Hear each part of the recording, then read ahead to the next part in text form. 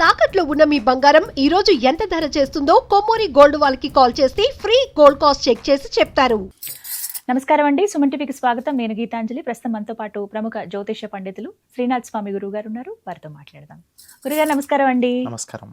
శ్రావణ సోమవారం విశేషంగా శివాభిషేకం చేయాలి, చేస్తే చాలా మంచిది, స్వామి అనుగ్రహం రెట్టింపు అనుగ్రహం ఉంటుందని అంటున్నారు. ఇందులో భాగంగా అసలు ఎలా ఆరాధన చేసుకోవాలి? ఇప్పుడు 4 సోమవారాలు వచ్చాయండి విశేషంగా.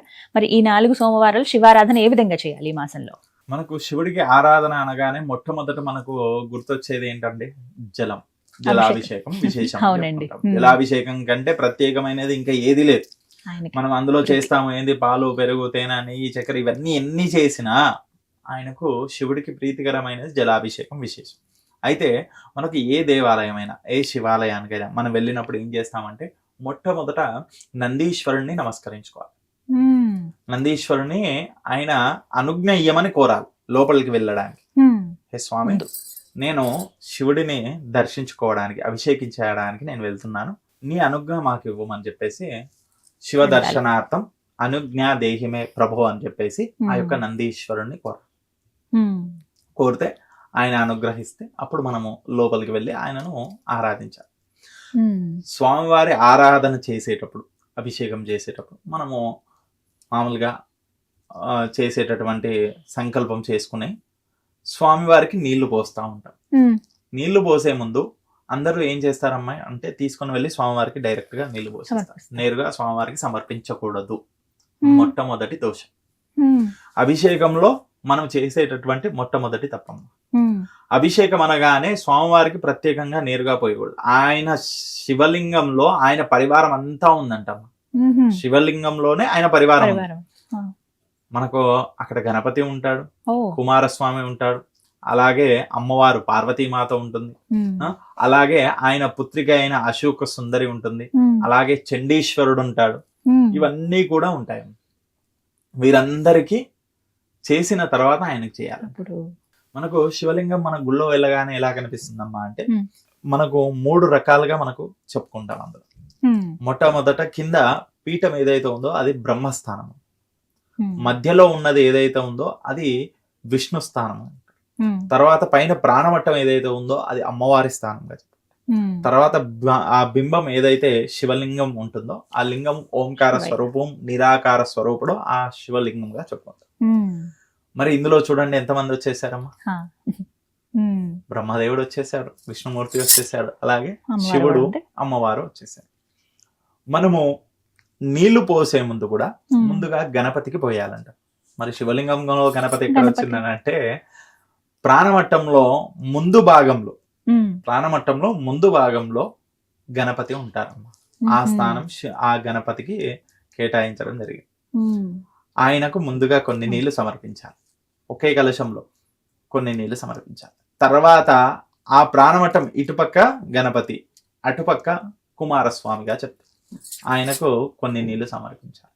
తర్వాత మధ్యలో అశోక సుందరి అంటే కొద్దిగా అటు ప్రాణమట్టం ఇటు ప్రాణమట్టం మధ్యలో కొద్దిగా ఎత్తుగా ఉంటుంది, కొన్ని చోట్ల ఇలా నాగదేవతగా ఉంటుంది, ఇలా చూపిస్తారు కదా. ఆ స్థానాన్ని ఏదైతే ఉందో అది అశోక సుందరి, ఆ శివుడి యొక్క కుమార్తెగా చెప్తుంటారు. తర్వాత చుట్టూ ప్రాణమట్టం అమ్మ, ఆ అమ్మవారు పార్వతీమాత, ఆ అమ్మవారికి వేస్తారు. తర్వాత శివుడి పైన వేయాలంట. అప్పుడు స్వామివారి పైన ధారగా పోయాలంట. అప్పుడు ధారగా పోసేటప్పుడు ఇక్కడ ఏం చేసామమ్మా, నీళ్లు ఇక్కడ గణపతికి, ఇక్కడ కుమారస్వామికి, ఇలా అమ్మవారికి, అశోక సుందరికి పోసి స్వామివారి పైన పోసాం. ఇవన్నీ కూడా ఏకధారగా పోయాలంట. అలా స్వామివారికి సమర్పించాలి. తర్వాత కూడా మనము కలశంలో నీళ్లు మనం సమర్పించిన తర్వాత మళ్ళీ సమర్పించాలంటే ప్రతిసారి అలా చేయాలంటే అవసరం లేదు, కానీ మొట్టమొదటిసారి మాత్రం అలా చేయాలి. మనం ఏ పూజలో అయినా ముందు గణపతిని ఆరాధించాలని ఎలా చెప్పుకుంటామో ఇక్కడ కూడా గణపతికి ముందుగా ఆ నీళ్లను అనేది సమర్పించాలంట. తర్వాతనే మిగతా అందరికి సమర్పించి ఆ శివుడి పైన పోయాలంట. ఆ స్వామివారి పైన పోసే నీళ్లను కూడా ధారగా, నిత్యము ధారగా పడే విధంగా, అంటే కలశం తీసుకొని పోసారనుకోండి, ఒక ధారగా అంటే కొన్ని ఇలా పోయకూడదంట. పూర్తిగా ఆ కలశాన్ని పోసేసేయాలి. తర్వాత మనకు ఆఖరిగా చండీశ్వరుడు అంటే ఏదైనా ఆయనకు ఒక వరం, ఏదైనా ఆయనను తాకి వెళ్ళినది అది ప్రసాదంగా మారుతుంది. లేదా ఆయనను తాకకుండా మనం తీసుకున్నాం అనుకోండి అది మనకు దోషం అంట. కాబట్టి శివలింగం మీద పోసిన అన్ని కూడా చండీశ్వర స్థానం నుంచి కిందికి వస్తుంది. అక్కడ వచ్చినటువంటిది మనం కళ్ళకద్దుకోవాలి. అక్కడ కింద వచ్చేటటువంటి నీళ్ళని కళ్ళకద్దుకోవాలి. అదే నీళ్లను మనం హృదయానికి అద్దుకోవాలి. అదే నీళ్లను మనం లలాటానికి అద్దుకోవాలి. ఇది ముఖ్యమైనది. వాటితో పాటు మనకు ధారాపాత్ర అని చెప్తాం. ధారాపాత్రలో 5 కుమార్తెలు ఉంటారంట. శివుడి సంతానం 5 మంది ఉంటారంట. కాబట్టి మిగతా నీళ్ళన్నీ కూడా ఆ ధారాపాత్రలో వేశారు. ఇది శివుడి అభిషేకంలో విశేషమైన ఫలితాన్ని ఇచ్చేటటువంటిది. ఈ విధంగా శ్రావణ మాసం అంతా కూడా చేశారనుకోండి, ఆ స్వామివారి సంపూర్ణ అనుగ్రహం లభిస్తుంది. ఎందుకంటే అభిషేకం అనగానే పంతులు గారు పూజ మొదలు పెట్టేస్తారు, మేము ఏమంటారు ఆయన మంత్రాలు ఆయన చదువుతా ఉంటారు, మేము మా అభిషేకం మేము చేస్తా ఉంటాం కాదమ్మా.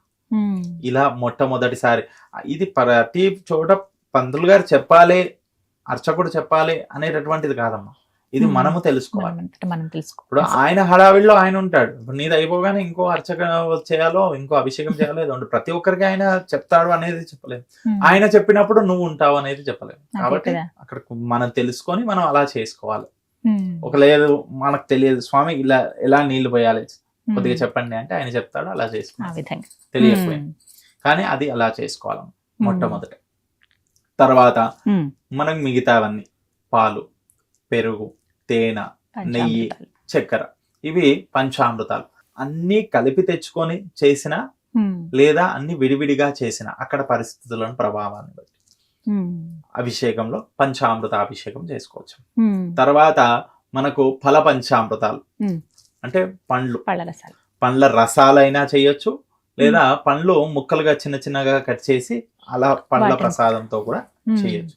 తర్వాత సుగంధ ద్రవ్యాలు అంటే ఎన్ని రకాలు కావాలంటే అన్ని రకాలు, 108 రకాలు తెచ్చుకుంటామంటే అన్ని రకాలది కూడా మనం సుగంధ ద్రవ్యాభిషేకం చేసుకోవచ్చు. వాటితో పాటు మనకు పంచోపచారాలు అంటే పసుపు, కుంకుమ, గంధము, అక్షంతలతో ఆ స్వామివారికి అభిషేకం. ఇవన్నీ వరుసగా చేసుకుంటూ ఆ స్వామివారికి విశేషంగా అభిషేకం అయిపోయిన తర్వాత బిల్వ పత్రాలతో అభిషేకం.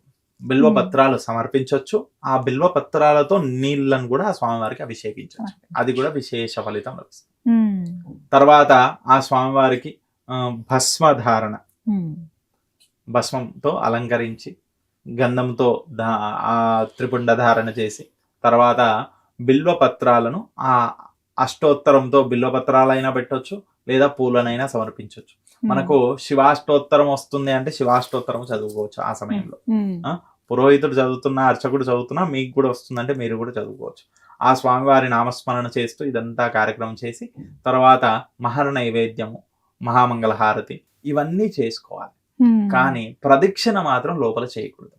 గర్భాలయంలో ఆత్మ ప్రదక్షిణ కూడా చేసుకోవచ్చు. అంటే మనం తిరిగి కొంతమంది లోపల తిరుగుతామంటారు, తిరగకూడదు. మనం చండీశ్వరుని దాటి మనకు అక్కడ రాకూడదు. కాబట్టి ఆ చండీశ్వర స్థానంని వదిలిపెట్టి మనం అక్కడి వరకు వెళ్ళాలి, అక్కడి నుంచే వచ్చేసాలి. మీకు ఇక్కడ ఏ దేవాలయంలో అయినా చూడండి, మనకు అక్కడి వరకు వెళ్ళేసి ఇలానే వచ్చేయండి అమ్మా, ఇలా రాకూడదు అని చెప్తారు. అక్కడి వరకు చేసేసి ఇలా వచ్చేస్తారు. బయటికి వచ్చిన తర్వాత చండీశ్వర ప్రదక్షిణ చేసుకోవాలమ్మా. శివుడికి ధ్వజస్తంభం నుంచి మనకు ఆ చండీశ్వర స్థానం వరకు వచ్చి అక్కడ కొంతమంది నమస్కారం చేసుకుంటారు, కొంతమంది చిటికలు వేస్తారు, కొంతమంది చప్పట్లు కొడతారు. ఏదో రకంగా అలా నమస్కారం చేసుకొని తర్వాత ఆ స్వామివారి తీర్థాన్ని, ప్రసాదాన్ని స్వీకరించచ్చమ్మా. ఆ తీర్థాన్ని, ప్రసాదాన్ని ఇచ్చినటువంటి పండ్లు, పలహారాలని అవి కూడా ఇంటికి తీసుకెళ్ళకూడదు. మేము తీసుకెళ్ళాము, ఇక్కడనే నందీశ్వరు దగ్గరనే పెట్టేస్తాము, మేము కొద్దిగా తినేస్తాము, కొద్దిగా అక్కడ పెట్టేస్తాము, ఇలాంటివి చేస్తా ఉంటారు. అలాంటివి చేయకూడదమ్మా. ప్రసాదము ఆ భగవంతుడి ఆశీర్వాదంగా ఇచ్చినటువంటిది ఏదైనా ప్రసాదం. మనం అంత పూజ చేశామంటే ఆయన ఇచ్చేది ఆశీర్వాదంగా ఏంటంటే ఆ ప్రసాదం, ఆ తీర్థము, ఆ ప్రసాదం, అది ఏది ఉన్నా కానీ స్వీకరించాలి. తీసుకుని వచ్చి అక్కడ చండీశ్వరుడి దగ్గర ఒకసారి స్వామి నేను ఆ భగవంతుడి ప్రసాదంగా నాకు ఆ భగవంతుడు ఇచ్చింది నేను తీసుకెళ్తున్నాను, అంతకు మించి నేనేం తీసుకెళ్ళట్లేదు, ఆయన అనుగ్రహం వల్ల నాకు ఇది లభించింది, నేను తీసుకెళ్తున్నాను. ఆ చండీశ్వరుడికి ఒకసారి నమస్కరించుకొని ఆయనకు చెప్పేసి అది తీసుకెళ్ళిపోవాలమ్మా.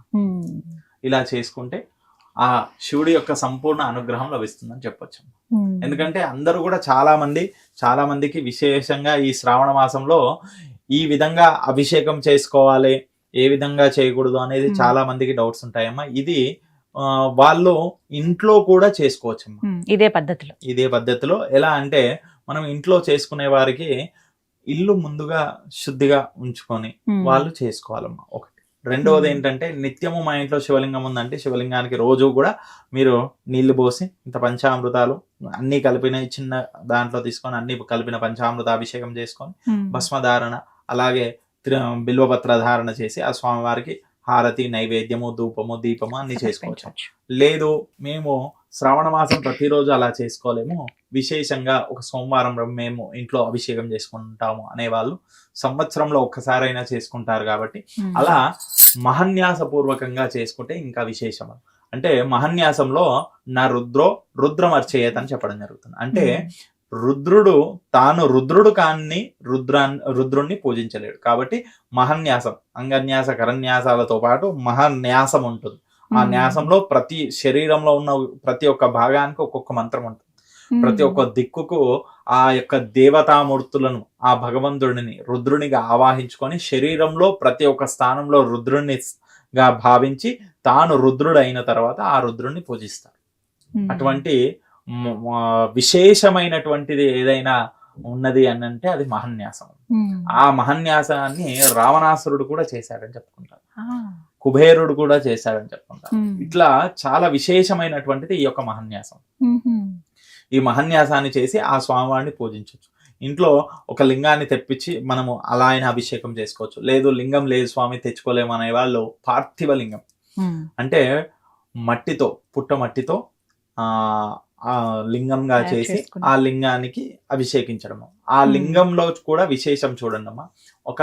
మనకు ఒక్కొక్క దానితో చేసిన లింగము ఒక్కొక్క ఫలితం ఉంటుందండి. వజ్రాలతో లింగం, బంగారంతో లింగం, తర్వాత ఏమంటారు పాదరసంతో లింగం, తర్వాత ఇప్పుడు కలియుగంలో కృతయుగంలో వజ్రాలతో, తర్వాత త్రేతాయుగంలో బంగారంతో, ద్వాపర యుగంలో పాదరసంతో, కలియుగంలో మట్టితో చేసిన లింగానికి విశేషం అంట. మరి మట్టితో అంటే మట్టిలో ఒక్కొక్క రేణువులో ఒక్కొక్క శంకరుడు ఉంటాడు. అంటే చూడండి పుట్టమట్టితో మనం ఇంత ముద్ద చేసామనుకోండి అమ్మా, ఆ ముద్దలో ఎన్ని రేణువులు అయితే ఉంటాయో అంతమంది శివలింగానికి అన్ని శివలింగాలకు మనం అభిషేకం చేసిన పుణ్య ఫలితం లభిస్తుంది. అంటే ఒక రాతి లింగానికి మనం చేసిన దానికంటే ఈ పార్థివ లింగంతో చేసినటువంటి లింగానికి చేసిన అభిషేకం చాలా చాలా చాలా విశేష ఫలితం అని చెప్పచ్చు. కాబట్టి శ్రావణ మాసంలో కుదిరిన వారు దేవాలయానికి వెళ్ళి అభిషేకించుకోండి. కుదరని వాళ్ళు ఇంట్లో శివలింగాన్ని అభిషేకించండి. ఇంకా కుదరదు అనంటే ఆ శ్రావణ మాసంలో ఏదో ఒక సోమవారము శివుడికి రుద్రాభిషేకం చేసుకోండి. అలా కూడా కుదరదు, మేము 4 సోమవారాలు కూడా మేము చేయలేము, 4 సోమవారాలు వెళ్ళి మేము చేయలేము అనే వాళ్ళు శ్రావణ మాసంలో ఆర్ద్ర నక్షత్రం గాని మాస శివరాత్రి గాని విశేష ఫలితాన్ని ఇస్తాయి. ఆ రోజులలో ఇంట్లో మహన్యాస పూర్వకంగా రుద్రాభిషేకాన్ని చేయించుకోండి. అది కూడా కుదరదు అని అంటే మనకు పార్థివ లింగాన్ని చేసి ఆ పార్థివ లింగానికి అభిషేకం చేయించుకోండి. ఇవి ఏది చేసినా ఆ శివుడి ఆరాధన చాలా విశేషమైనది. విశేషమైనటువంటి ఈ శ్రావణ సోమవారాలలో ఆ స్వామివారి అభిషేకాన్ని చేసి ప్రతి ఒక్కరు కూడా వారికి ఉన్నటువంటి దోషాలను నివారణ చేసుకొని ఆయురారోగ్యాలతో ఉండాలని కోరుకుంటున్నాం. చాలా చక్కగా ఉన్న సందేహాలన్నీ నివృత్తి చేశారు. ఏ విధంగా చేసుకోవాలనేది చాలా చక్కగా వివరించారు గురుగారు. అలాగే వివరంగా ఎలా అభిషేకం చేసుకోవాలో కూడా త్వరలో ఇంకొక వీడియో ఖచ్చితంగా ద్వారా తెలుసుకోవాలనుకుంటున్నాం. చేద్దామమ్మా. అప్పుడు ఇది ఇలా చెప్పడం ఏదైతే ఉందో దానికంటే చూపించడం ఇంకా విశేషంగా ఉంటది. అందరూ సోమవారాలు దేవాలయానికి వెళ్ళగానే అది ఎక్కడుంది అని వెతుక్కోకుండా మనం ఎలా ఆచరించాలో తప్పకుండా వీడియో ద్వారా కూడా ఇంకా వివరంగా తెలియచేద్దరు. ధన్యవాదాలు గురుగారు. నమస్కారం.